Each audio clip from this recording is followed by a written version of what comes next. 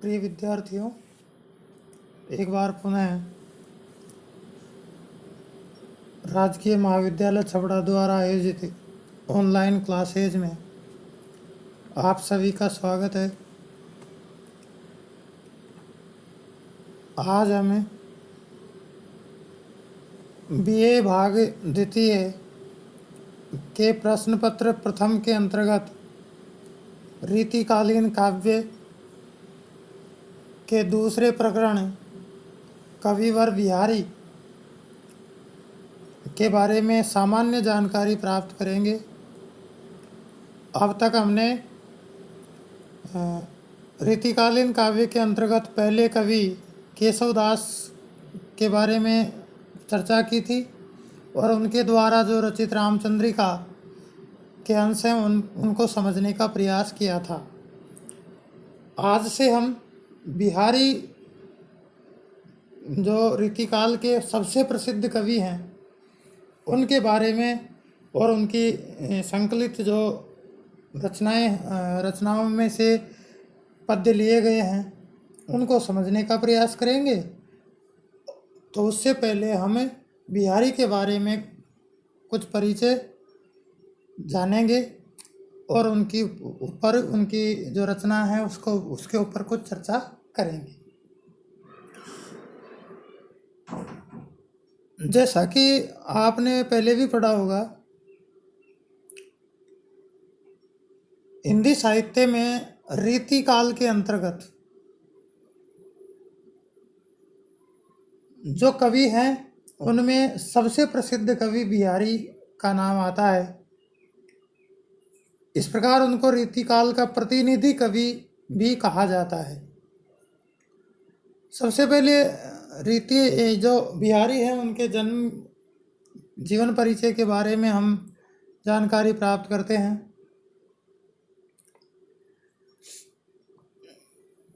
रीतिकाल की जो रीति सिद्ध काव्य धारा के कवियों में बिहारी अप्रतिम है, क्योंकि बिहारी ने दोहे जैसे छोटे छंद में जिस कौशल से भावों की अभिव्यक्ति की है वह उनकी असाधारण काव्य प्रतिभा का परिचायक है। बिहारी अपने समय के अद्भुत प्रतिभा संपन्न रसप्रवण मेधावी कवि थे। उनकी अकेली कृति बिहारी सतसई उनकी अक्षय कीर्ति के लिए पर्याप्त है। बिहारी का जो जीवन परिचय है उसके अंतर्गत सबसे पहले उनका जन्म 1595 ईस्वी में माना जाता है। संवत 1652 उस प्रकार से 1595 ईस्वी के लगभग उनका जन्म होना माना जाता है। हालांकि रीतिकाल और भक्तिकाल के जो कवि हैं उनके बारे में प्रामाणिक जानकारी उपलब्ध नहीं है, लेकिन किंवदंतियाँ और उपलब्ध जो साक्ष्य हैं उनके आधार पर उनका जीवन वृत्त निर्धारित किया जाता है। इस प्रकार हम देखते हैं कि बिहारी का जन्म 1595 ईस्वी में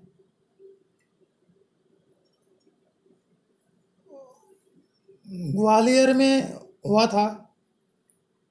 वो बसवा गोविंदपुर उनका जन्म स्थान माना जाता है। वे ब्राह्मण वंश में उत्पन्न हुए थे। उनके पिताजी का नाम केशव राय माना जाता है, जो कि कवि केशव से भिन्न है। उनका बाल्यकाल बुंदेलखंड में व्यतीत हुआ और बाल्यकाल के बाद वे ब्रज प्रदेश आकर बस गए। मथुरा में इनकी ससुराल थी। इस बारे में एक दोहा प्रसिद्ध है, जन्म ग्वालियर जानिए खंड बुंदेले बाल, तरुणाई आई सुगर मथुरा बसी ससुराल। इस प्रकार जन्म ग्वालियर में हुआ और बुंदेलखंड में इनका जन्म बचपन बीता और मथुरा में इनका ससुराल माना जाता है। इनके गुरु नरहरिदास को माना जाता है। हालांकि इनके पिताजी भी इनके गुरु थे, लेकिन फिर भी नरहरिदास को इनका गुरु माना जाता है और ये निम्बार्क संप्रदाय में दीक्षित थे। निम्बार्क संप्रदाय जो 4 संप्रदाय हैं कृष्णोपासना के, उनमें से निम्बार्क संप्रदाय जो बहुत प्राचीन है उसमें ये दीक्षित थे। निम्बार्क संप्रदाय में आप जानते हैं राधा और कृष्ण की युगल उपासना की परंपरा है। बिहारी के राज्याश्रय में जिनका राजा के रहते थे वो जयपुर के राजा जयसिंह थे। उनके आश्रय में रह कर के, हालांकि इससे पहले वो शाहजहाँ के आश्रय में भी रहना बताते हैं, लेकिन उनका ज़्यादातर समय और उनकी रचना जो प्रसिद्ध रचना है वह जयसिंह के आश्रय में ही संपन्न हुई। रीतिकाल में 3 प्रकार के कवि मुख्य रूप से माने हैं आचार्य शुक्ल ने। उस आधार पर अगर हम देखें तो बिहारी को जो हिंदी साहित्य के विद्वान हैं वे बिहारी 3 तरह के जो कवि हैं उनमें पहले आते हैं रीतिबद्ध कवि, फिर रीति सिद्ध कवि और तीसरे आते हैं रीति मुक्त कवि। उनमें से बिहारी को रीति सिद्ध कवि माना जाता है। रीति सिद्ध का तात्पर्य यह है कि ऐसे कवि जिन्होंने कोई लक्षण ग्रंथ नहीं लिखे लेकिन उनको रीति परंपरा का संपूर्ण ज्ञान था, लक्षणों का और उनका अच्छा उनको ज्ञान था।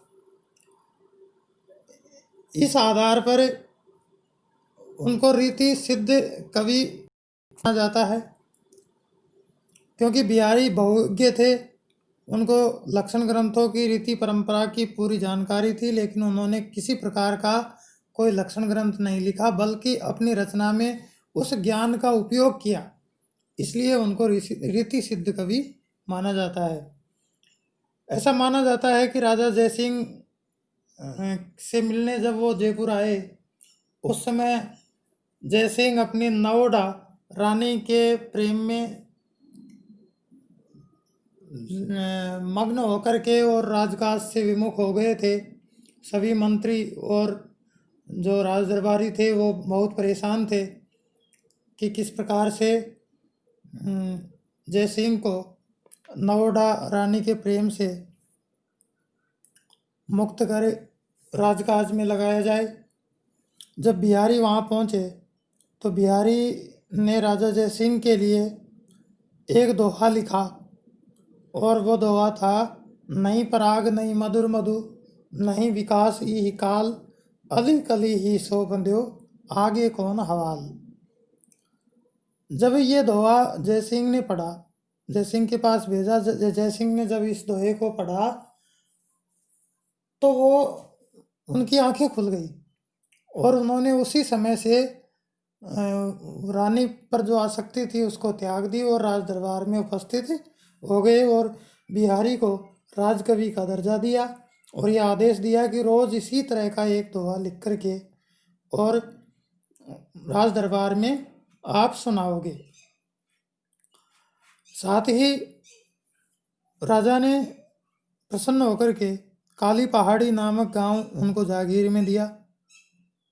इस प्रकार वो राज दरबार में रहे और रोजाना एक दोहा सुनाते थे। ऐसा माना जाता है, कहा जाता है, किंवदंती है कि बिहारी को रोज एक दोहे पर एक असर भी दी जाती थी।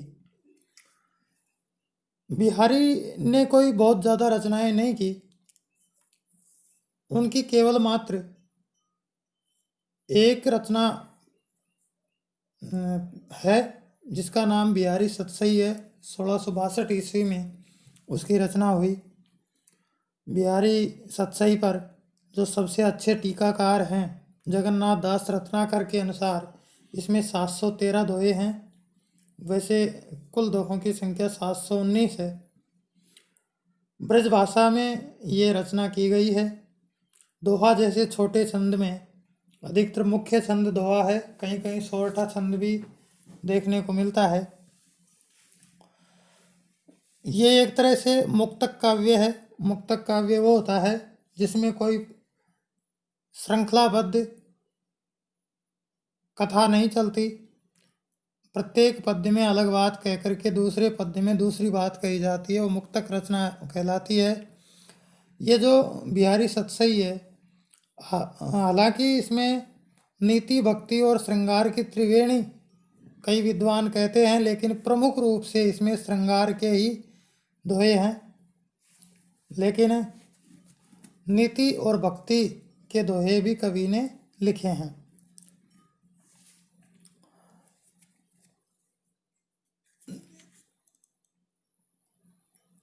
बिहारी सतसई पर सर्वाधिक जो प्रभाव है वो अमरुक शतक, गाथा सप्तशती और आर्य सप्तशती का है।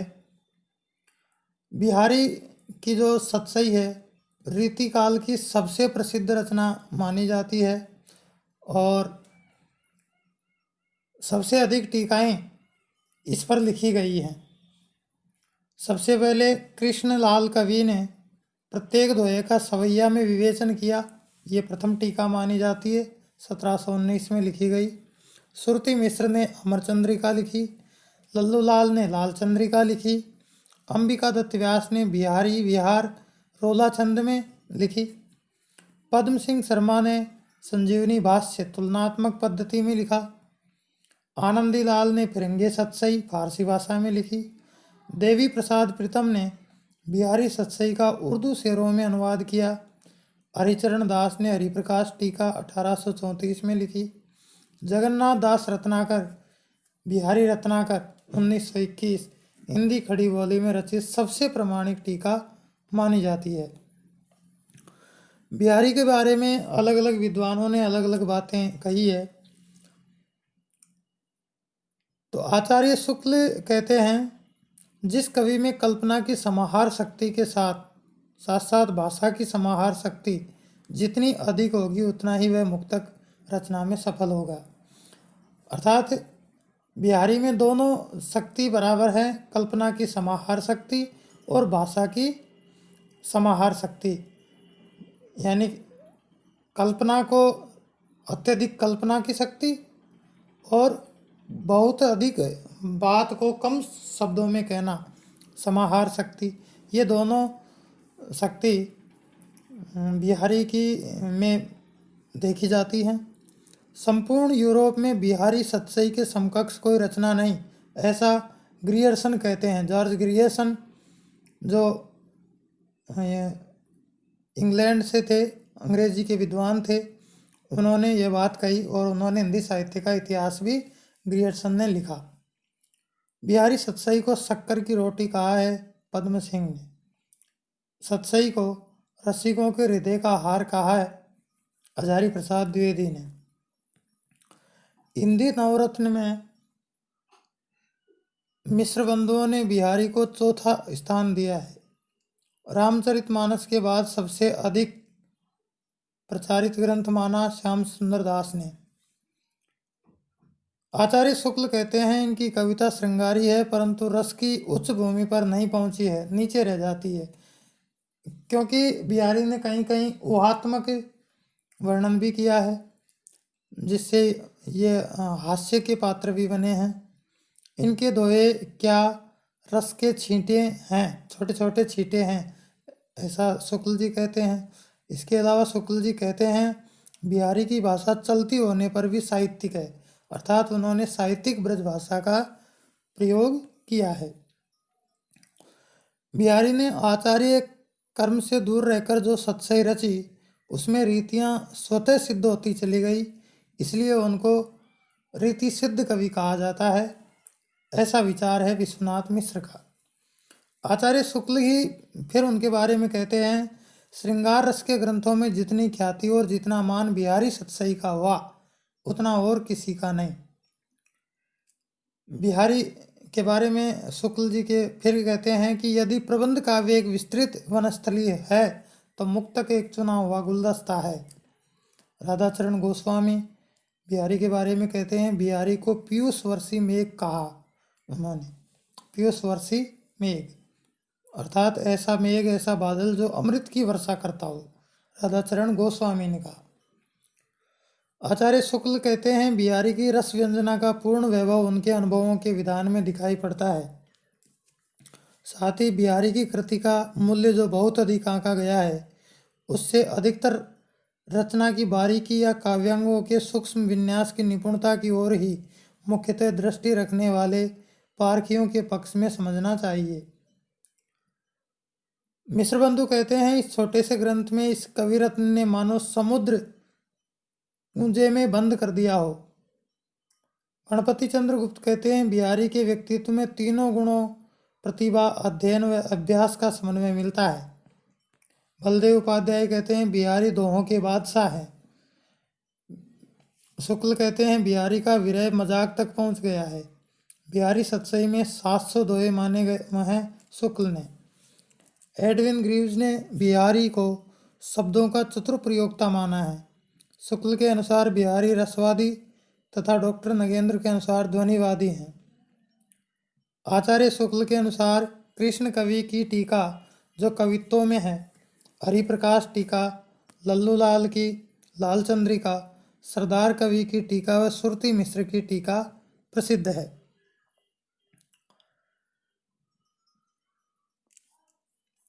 पद्म सिंह ने लिखा बिहारी सतसई की भूमिका, कृष्ण बिहारी मिश्र ने देव और बिहारी, लाला भगवान दीन ने बिहारी और देव, विश्वनाथ मिश्र ने बिहारी की वाग विभूति, ये टीकाएं इनके ऊपर लिखी। इसके अलावा कुछ जो महत्वपूर्ण तथ्य हैं उन पर भी हम बात करें। देव बड़े की बिहारी विवाद के जन्मदाता मिश्र बंधु माने जाते हैं। मिश्र बंधुओं ने ये विवाद उत्पन्न किया कि कवि देव बड़े हैं कि बिहारी बड़े हैं, और इस को लेकर के जो ये ग्रंथ है, ऊपर जो ग्रंथ है, ये इनको लेकर ही लिखे गए हैं। पद्म सिंह ने बिहारी सतसई की भूमिका लिखी, कृष्ण बिहारी मिश्र ने देव और बिहारी लिखा, लाला भगवान दीन ने बिहारी और देव लिखा, विश्वनाथ मिश्र ने बिहारी की वाग विभूति लिखी। बिहारी की राधा वाचाल तथा सुर की राधा मूक मानी जाती है। बिहारी एकमात्र ऐसे कवि हैं जिन्होंने ग्रामीण संस्कृति के विरुद्ध घृणा भाव प्रकट किए हैं। बिहारी ने सतसई के बारे में स्वयं लिखा, करी कमाई सतसई भरी अनेक स्वाद। रसनिधि ने बिहारी सतसई के आधार पर रत्न हजारा ग्रंथ लिखा था। बिहारी सतसई में लगभग 600 दोहे श्रृंगारिक हैं, अर्थात श्रृंगार के दोहों की संख्या 600 के लगभग है। प्रमुख पंक्तियां हैं, तंत्रीनाद कवितरस सरस राग रतिरंग, ये दोहों की पंक्तियां हैं जो बहुत प्रसिद्ध मानी जाती है।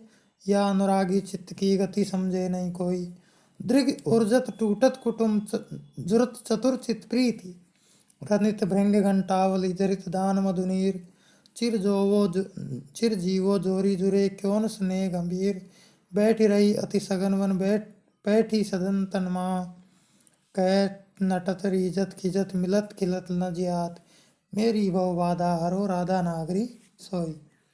इस प्रकार से हम कवि बिहारी के बारे में और बिहारी सतसई के ऊपर लिखी गई टीकाएं विभिन्न विद्वानों के द्वारा बताई गई की गई टिप्पणियों के बारे में आज हमने इस क्लास में चर्चा की। आगे की क्लास में हम उनकी काव्यगत विशेषताएं देखेंगे, क्योंकि बिहारी अत्यंत प्रतिभाशाली कवि थे। दरबारी होने के कारण उन्हें तत्कालीन परिस्थितियों में श्रृंगारपूर्ण रचना लिखनी पड़ती थी। नीति और भक्ति भी उनके मन मस्तिष्क पर छाई हुई थी। भक्तिभाव स्वभावतः पत्नी की मृत्यु से जागा होगा, क्योंकि उनकी पत्नी भी कुशल कवित्री मानी जाती हैं। हालांकि साहित्य में उनकी पत्नी के नाम पर साहित्य मौन है, उनका नाम कहीं आया नहीं है, लेकिन ऐसा माना जाता है कि उनकी पत्नी भी कुशल कवित्री थी। नारी सौंदर्य चित्र में तो बिहारी अप्रतिम थे ही, नारी के अंग अंग की छवि उतारने में भी उनका दोहे जैसा छंद उनके हाथों ही सफल हुआ है। मादकता, कोमलता और सरसता में भी बिहारी के समकक्ष दूसरे कवि नहीं हैं। विरह के अतिशयोक्तिपूर्ण वर्णनों में भी बिहारी की तुलना में शायद ही कोई कवि समकक्ष उतर पाए। अनुभव विधान में तो बिहारी की मान्यता सर्वमान्य है। बिहारी के दोहों के बारे में ऐसा कहा जाता है कि सतसैया के दोहरे जो नाविक के तीर, देखन में छोटे लगे घाव करे गंभीर। अर्थात उनके छोटे से जो दोहे हैं वे बहुत बड़ी बड़ी बातें कह देते हैं। इस प्रकार से ऐसा कहा जाता है कि बिहारी ने गागर में सागर भरा है। अर्थात छोटे से छंद में उन्होंने बहुत बड़ी बड़ी बातें कही है, बहुत अधिक भावों को उन्होंने छोटे से छंद में भर दिया है।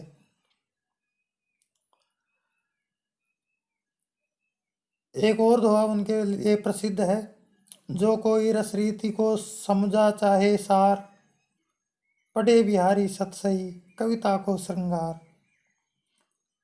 तो इस प्रकार से सतसई काव्यों की रचना परंपरा में जितनी भी सतसई रची गई उनमें बिहारी सतसई का सर्वोपरि स्थान है।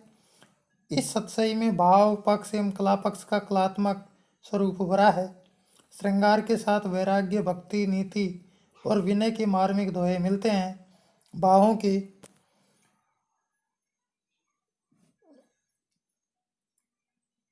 की तीव्रता एवं गहनता दिखाई देती है, वह अन्यत्र दुर्लभ है। यही कारण है कि हिंदी के मध्यकालीन साहित्य में प्रसिद्धि, उत्कृष्टता एवं सर्वाधिक लोकप्रियता की दृष्टि से रामचरितमानस के बाद बिहारी सतसई की ही गणना की जाती है।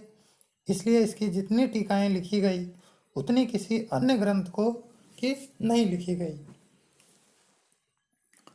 इस प्रकार हमने बिहारी और बिहारी सतसई के बारे में आज चर्चा की। अब हम अगली कक्षा में बात करेंगे। आज की क्लास में इतना ही। धन्यवाद।